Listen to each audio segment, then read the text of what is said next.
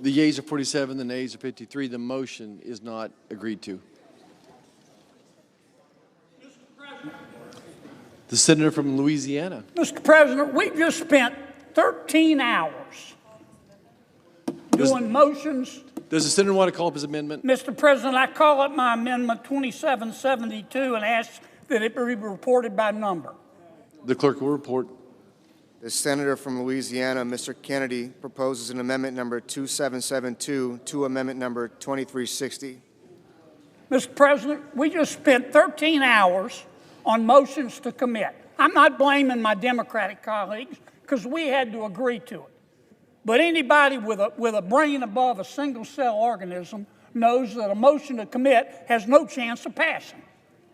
So basically, we've been standing around for 13 hours. We might as well just been standing around sucking on our teeth. Now, I'd like to ask for order in this chamber. At least we can have that. There'll be order, please. Mr. President, in this bill, $1 billion is set aside to be spent by September 30th, 2027 to carry out the Defense Production Act. That's it. That's all there is. Now, I'm not a big fan of government-directed industrialization.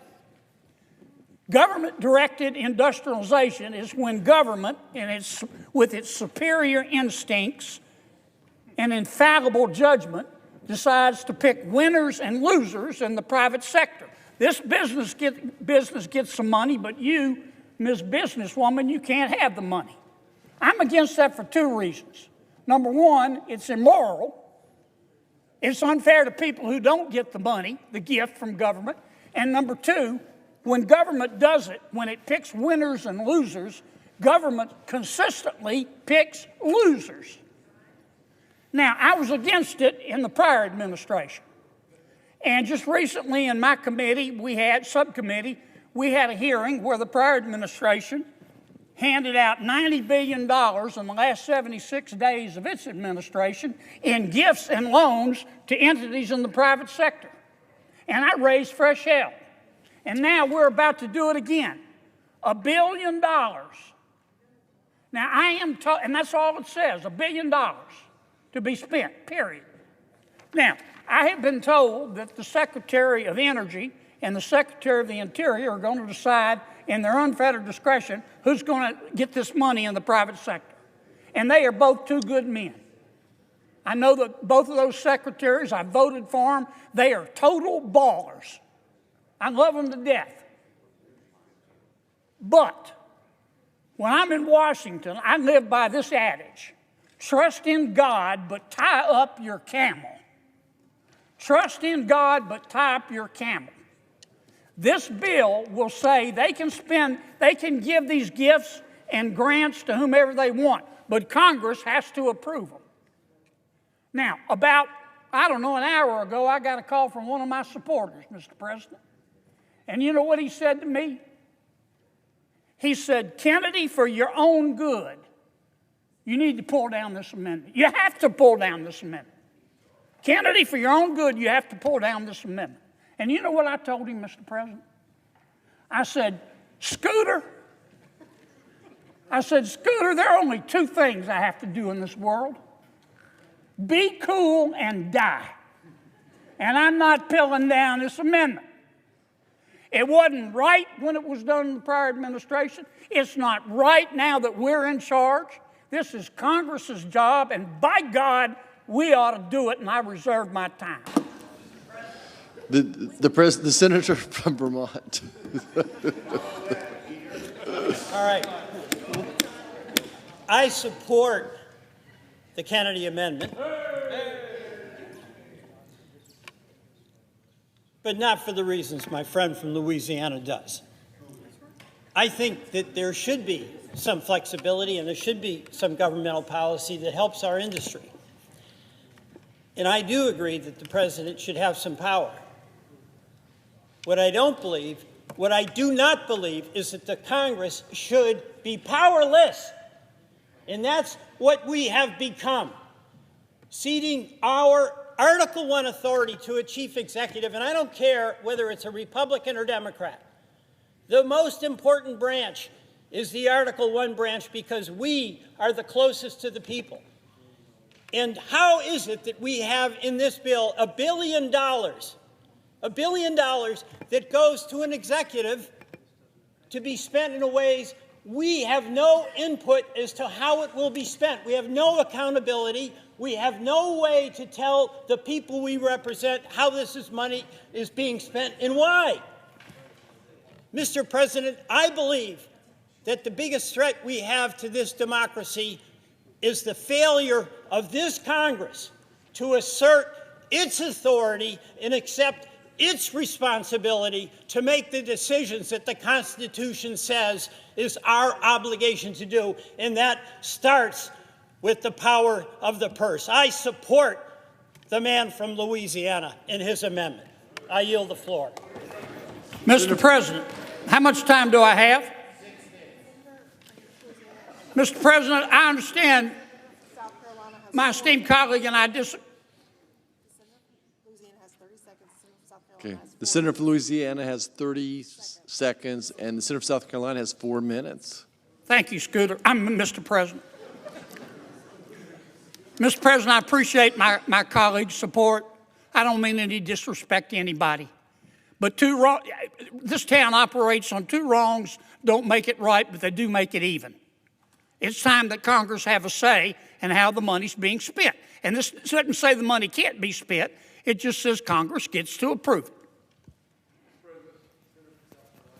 Mr. President, I really like my good friend from the great state of Louisiana. And Scooter's cousin Bubba called me recently. And I got to tell you that there's no doubt in my mind that the importance of the Defense Production Act is undeniable. And specificity is a necessary component for us to have our oversight. And that is why this administration, unlike the last administration, has committed to making sure that we understand how the resources in the DPA will be spent.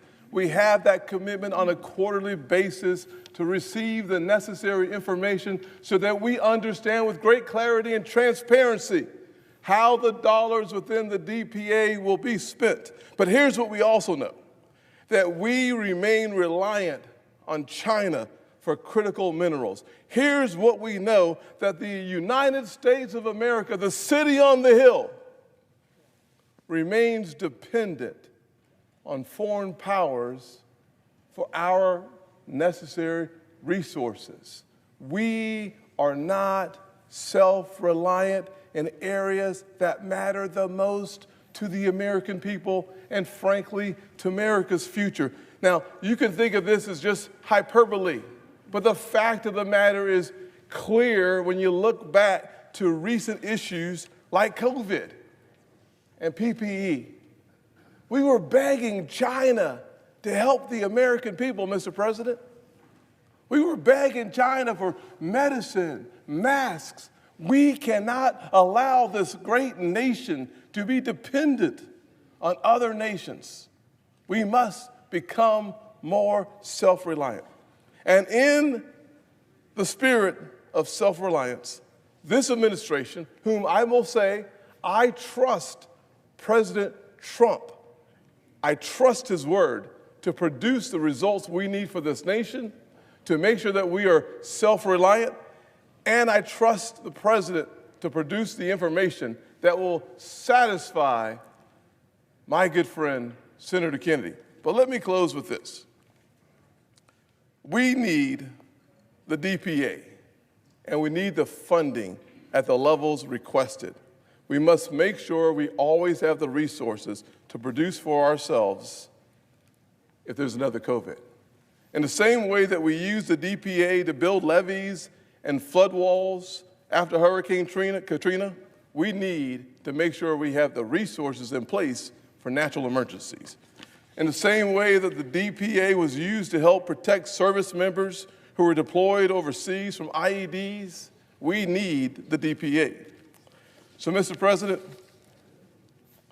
I ask my colleagues to vote no on this amendment. The pending amendment does not produce a change in outlays of revenues, I raise a point of order under Section 313B1A of the Congressional Budget Act of 1974. The Senator from Louisiana.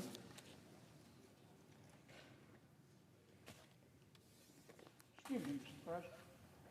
Take your time. Thank you, sir. Pursuant to Section 904 of the Congressional Budget Act of 1974, I move to waive the point of order, reminding the body that I'm not striking the spending, I'm just asking Congress to approve it. And I ask for the yeas and nays. Is there sufficient second? There appears to be. The court will call the roll.